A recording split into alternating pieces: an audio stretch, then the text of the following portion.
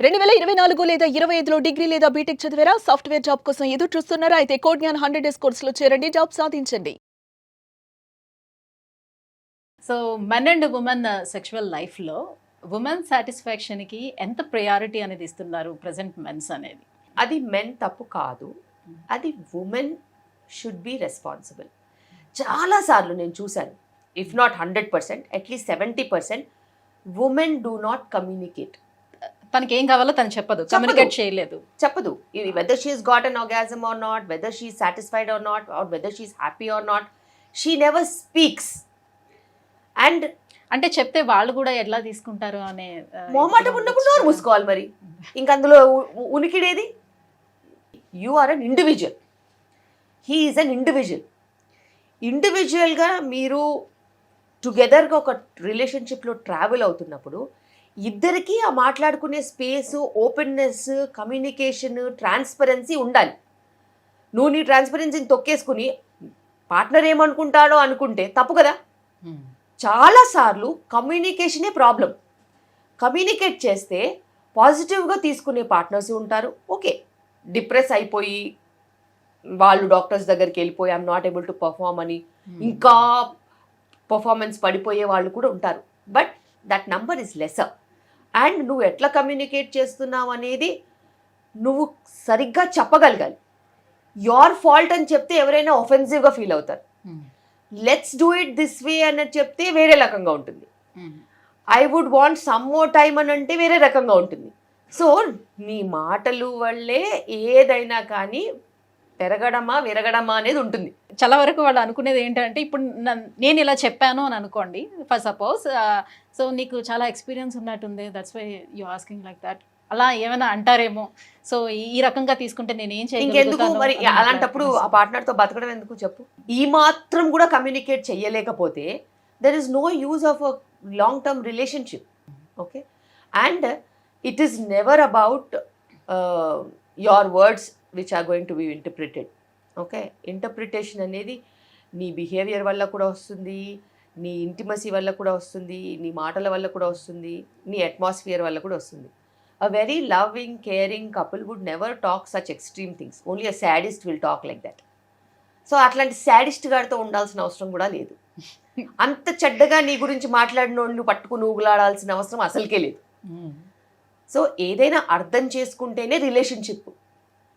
ఇంత నాస్టీగా మాట్లాడితే ఇంకా వాడు నీ గురించి ఏమనుకుంటున్నాడు, నువ్వు ఎందుకు ఉండాలి కలిసి? As well get out of that trauma. Today, if he speaks like this, tomorrow he'll speak anything else. And if you are going to think like he might talk to me like that, that means you don't have an internal respect for him. So, ఏదైనా రిలేషన్షిప్లో బయట ఎంత respect ఉంటుందో లోపల కూడా అంతే respect ఉండాలి, అంత కమ్యూనికేషన్ ఉండాలి, అంత ట్రాన్స్పరెన్సీ ఉండాలి.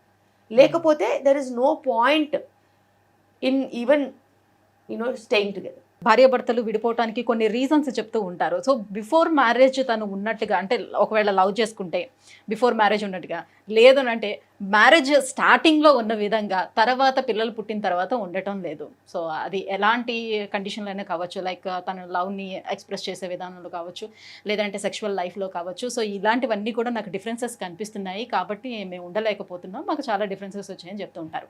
ఎందుకు బిఫోర్ ఉన్నట్టుగా ఆఫ్టర్ ఉండలేకపోతారు? అంటే ప్రాబ్లం మెన్లో ఉంటుందా, ఉమెన్లో ఉంటుందా? ప్రాబ్లం లైఫ్లో ఉంటుంది. Because when you travel together ఖచ్చితంగా ఈ రోజు ఉన్నట్టు రేపు ఉండదు, రేపు ఉన్నట్టు ఎల్లుండి ఉండదు.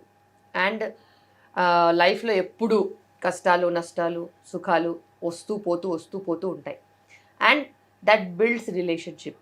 అలాగే నీ demands and your profession and your environment keeps changing. అవి చేంజ్ అవుతున్న కొద్దీ దానికి అనుగుణంగా నువ్వు అడ్జస్ట్ అవుతూ వెళ్ళిపోవాలి. At 20s you are a different person, at 30s you are a different person, at 40s you are different, 50s you are different. Your body is different, yes. Your work is different, your professional engagements are different, your family is different, your responsibilities are different. So prioritize అయ్యేవి prioritise అవుతూ ఉంటాయి, prioritise లేని పక్కన పడుతూ ఉంటాయి. But ఇద్దరు కలిసి travel చేస్తున్నప్పుడు unless it is threatening the other people's life or it is very traumatic for the other people's life, you can travel together. Adjustments ఉంటాయి, అర్థము చేసుకోవడం అనేది ఉంటుంది. అండ్ సెక్షువల్ యాక్టివిటీ కూడా డిఫరెంట్ ఏజెస్లో డిఫరెంట్ టైప్స్లో ఉంటుంది. Some times even a hug will give you the same feeling, some times even intimacy will not give you the same feeling. So environment మీద చాలా depend అయి ఉంటుంది. లైఫ్లో ఎప్పుడైనా ఒడిదుడుకులు వచ్చినప్పుడు ఉండేదాన్నే మనం పాలిష్ అవుతూ ఉంటాం తప్పితే ఇది ఎవ్వరి మిస్టేకు కాదు.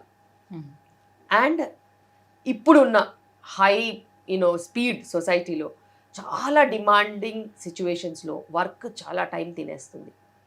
అండ్ వర్క్తో పాటు other things also are very very occupying, like your own commitments కానీ, యువర్ ఫైనాన్షియల్ గ్రోత్ కానీ, కెరియర్తో పాటు ఇంట్లో ఉన్న రెస్పాన్సిబిలిటీస్ కానీ, ఎక్స్పెక్టేషన్స్ కానీ. People would want to have a house, people would want to have a vehicle, people want to have 1 or 2 children. ఇవన్నీ manage చేస్తూ వెళ్ళినప్పుడు ఆ జనజీవన స్రవంతిలో కలిసి వెళ్ళిపోతున్నప్పుడు ఇలాంటివి చాలా జరుగుతూ ఉంటాయి. And it's just a part of life and people keep changing. లవ్కి డెఫినేషన్ మారుతూ వెళ్తూ ఉంటుంది. సో ఇప్పుడు చాలా రిలేషన్షిప్స్ అన్నీ కూడా మాక్సిమం బ్రేక్ అవుతూ అలా వెళ్తున్నటువంటి ఈ రిలేషన్షిప్స్ని చూసి సో చాలామంది ఏంటంటే జస్ట్ లివింగ్ టుగెదర్ రిలేషన్షిప్ వచ్చేద్దాం, మ్యారేజెస్ ఇవన్నీ ఎందుకు, తర్వాత మళ్ళీ డివోర్స్ ఇవన్నీ తలకాయ నొప్పులన్నీ ఎందుకు, సో లివింగ్ టుగెదర్లో ఉందాం అండ్ ఫైనాన్షియల్ ఫ్రీడమ్ కూడా మనకి పోతుంది అండ్ ఆ కంపాటబిలిటీ ఉండదు. సో ఇవన్నీ ఆలోచిస్తూ ఉంటారు. సో కొద్ది రోజులు పోయిన తర్వాత ఈ మ్యారేజ్ అనే వర్డ్ కూడా ఇంకా ఉండదంటారా? అసలు ఇలాంటి రిలేషన్షిప్స్ ఏమైనా ఉంటాయా, లేకపోతే ఈ లివింగ్ టుగెదరే వెళ్తాయి అంటారా? చూస్తూ ఉంటుంటే ఏమనిపిస్తుంది? ఈ బేసిక్గా కుటుంబ వ్యవస్థ, మ్యారేజెస్ ఇవన్నీ కూడా చాలా చాలా చాలా కోట్ల సంవత్సరాల నుంచి ఉన్నాయి. ఆది మానవులు అప్పుడు కూడా ఉన్నారు, ఇప్పుడు కూడా లోకంలో ఉన్నారు. Who just behave like stray dogs. They can be stray dogs anywhere.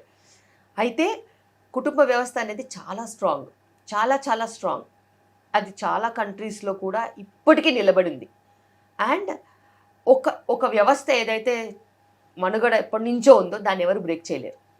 టెంపరీగా ఎవరైనా బ్రేక్ చేయాలని చూసినా కానీ వాళ్ళు త్వరగానే రియలైజ్ అవుతారు, అయ్యో ఇలా మనం చేయలేదని. వాళ్ళు చూపించిన దారిని అబ్బో అనుకునే వాళ్ళే చీ అని తర్వాత అనుకుంటారు.